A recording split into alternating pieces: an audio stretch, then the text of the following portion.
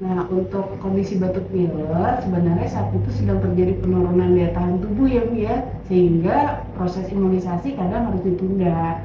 Tapi tidak semua imunisasi harus ditunda. Bila demamnya tidak tinggi, batuk pilek hanya ringan, nah vaksin dapat tetap diberikan sesuai jadwal. Tapi apabila demam semakin tinggi atau batuk semakin parah, sebaiknya dikonsultasikan dengan dokter anak agar pemberian vaksinnya tidak tertunda terlalu jauh dan dapat diberikan dengan optimal.